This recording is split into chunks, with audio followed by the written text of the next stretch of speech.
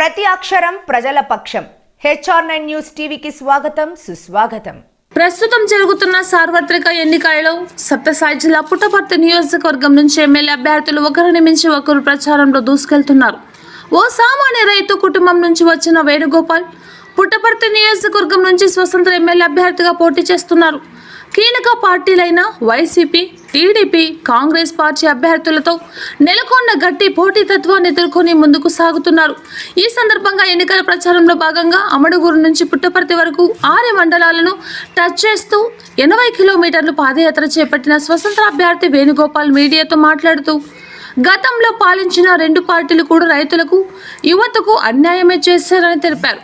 అదేవిధంగా పుట్టపర్తి నియోజకవర్గ అభివృద్ధి కూడా తూతు మంత్రంగానే జరుగుతుందన్నారు. ప్రజలు కార్పొరేట్ స్థాయి వాళ్ళను గెలిపిస్తే కార్పొరేటర్లు మాత్రమే బాగుపడతారు, కానీ ఒక సామాన్యుని గెలిస్తే ప్రతి సామాన్యుడి అభివృద్ధి చెందుతాడని అన్నారు.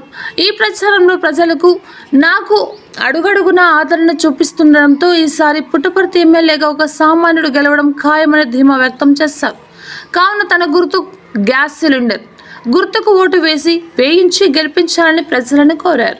పుట్టపర్తి నియోజకవర్గం ఎలా అభివృద్ధి పరచాలో నా దృష్టిలో ఉంది. పుట్టపర్తి నియోజకవర్గం ప్రపంచ స్థాయిలో నిలపాలన్న ఆశ, ఇక్కడ నిరుద్యోగులు నిర్మూలించాలని నేను కోరుకుంటున్నా.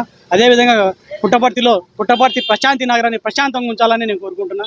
పుట్టపర్తిలో ఎలాంటి గలాటలు జరగకుండా, పుట్టపర్తిలో ఎలాంటి అల్లర్లు జరగకుండా, దౌర్జన్యాలకు పాల్పడకుండా ప్రశాంతంగా జరపాలని నా కోరిక. భగవాన్ సత్యసాయి బాబు కళలు నెరవేర్చాలన్న ఆశయం ఖచ్చితంగా నెరవేర్చా. భగవంతుడు ఆ శక్తి, ఆ ధైర్యం నాకు ఇస్తాడని మనసారా కోరుకుంటున్నా. నేను పడ్డ కష్టం ప్రతి సామాన్యుడు పడకూడదని నా ఆశయం. ప్రతి యువకుడు బాధపడకూడదని. నా తమ్ముళ్ళు లాంటి వాళ్ళు చాలామంది చాలా ఇబ్బందులు పడుతున్నారు. వాళ్ళ ఆశయాలందరినీ నా దృష్టిలో ఉన్నాయి, నా గుండెల్లో ఉన్నాయి. ఖచ్చితంగా ప్రతి సామాన్యుడికి దగ్గర కావాలని నేను ఈరోజు రాజకీయంలోకి వచ్చిన. ఖచ్చితంగా రాజకీయంలో ఉంటా. ఈరోజు నుంచి ఖచ్చితంగా ప్రజలకు అందుబాటులో ఉంటా. ప్రజాసేవ కోసం నా జీవితం అంకితం చేస్తా. ప్రాణాలైనా ఆయన పిలిచడానికి ప్రజాసేవ కోసం నా జీవితం అంకితం. ఈరోజు దాదాపు అమడుగురు నుంచి స్టార్ట్ అయ్యి 80 కిలోమీటర్లు ఎప్పుడు తిరిగి కని విని ఎరగని విధంగా నేను ఈరోజు పాదయాత్ర చేస్తున్నా. ఏ నాయకుడు చేయనటువంటి పాదయాత్ర నేను చేస్తున్నా. ఖచ్చితంగా ప్రజల్లో నాకంటూ గుర్తింపు వస్తుంది. ప్రజలు నన్ను గౌరవిస్తారు. ఖచ్చితంగా ప్రజలు నా వెంట ఉంటారు. ప్రజలు నమ్మకం కల్పించారు కాబట్టి నేను బయటకు వస్తున్నా. 24 అవర్స్ అంబులెన్స్ అన్న అందుబాటులో ఉంటుందో లేదు తెలియదు, కానీ నేనైతే ప్రజాసేవ కోసం 24 అవర్స్ అందుబాటులో ఉంటా. ఎప్పుడు ఫోన్ చేసినా లిఫ్ట్ చేస్తా. హెల్ప్ లైన్ నెంబర్ అని ఒకటి పెట్టినా, 8500636789 అని ఒక నెంబర్ పెట్టుకున్నా. చిన్న ఉదాహరణ, ఒక ఆటో డ్రైవర్ బాగుంటే ఒక 4-3 ప్రాణాలు రక్షించగలుగుతాడు. ఒక డాక్టర్ 10 మందికి ఉపయోగగలుగుతాడు.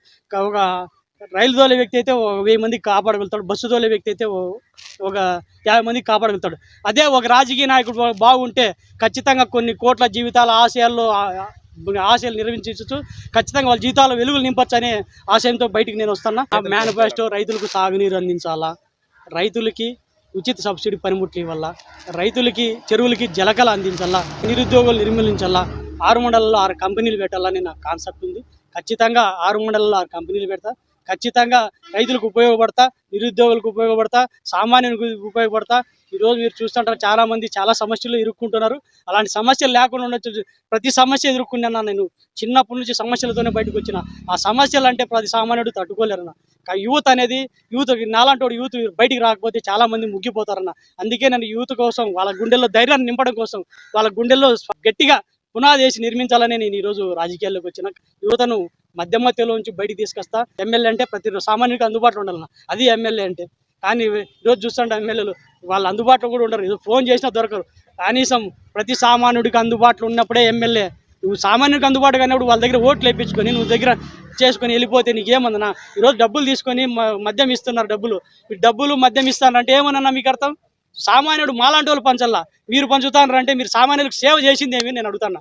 సేవ కరెక్ట్గా చేసింటే డబ్బులు మద్యం ఎందుకన్నా? మీకు సేవ చేయలేదు కాబట్టే కదా మీరు, అందుకు వాళ్ళు పంచరు. అలాంటి మద్యం డబ్బుకు లొంగొద్దండి.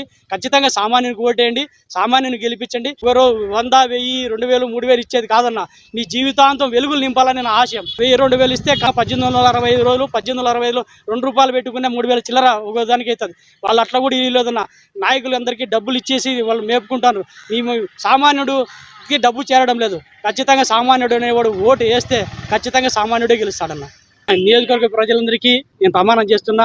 నాకు ఓటు వేస్తే ప్రజలకు ఎప్పుడు నా ఊపిరిన్న రోజులు నేను ప్రజల కోసం సేవ చేస్తా. నా ఆశయం అంతా భగవాన్ సత్యసాయి కళలు నెరవేర్చాలని, ఆయన ప్రేమ, శాంతి, దైవం ఎట్లా ప్రపంచానికి నేర్పించినాడో ఖచ్చితంగా ఆ యుద్ధంలోనే ప్రేమ శాంతి విధంగా మీ అందరి ముందర మీడియా ప్రమాణం చేస్తున్నా. ఖచ్చితంగా ప్రజాసేవ అందుబాటులో ఉంటా. నన్ను పుట్టించిన నా తల్లిదండ్రుల సాక్షిగా, నన్ను నమ్మిన నా మిత్రుల సాక్షిగా, నాకు చదువు నేర్పిన గురువుల సాక్షిగా, నేను నడిచి భూదేవి సాక్షిగా ప్రమాణం చేసి చెప్తున్నా. ఖచ్చితంగా ప్రతి ఒక్కరికి అందుబాటులో నేను ఖచ్చితంగా సాయం చేస్తా, అందుబాటులో ఉంటానన్నా. గుర్తు గ్యాస్ సిలిండర్ గుర్తన్నా. ఆ గ్యాస్ సిలిండర్ గుర్తుకు ఓటేయండి, సాయం చేయండి. ఖచ్చితంగా మీ ఇంటిలు 10 గెలిపించండి.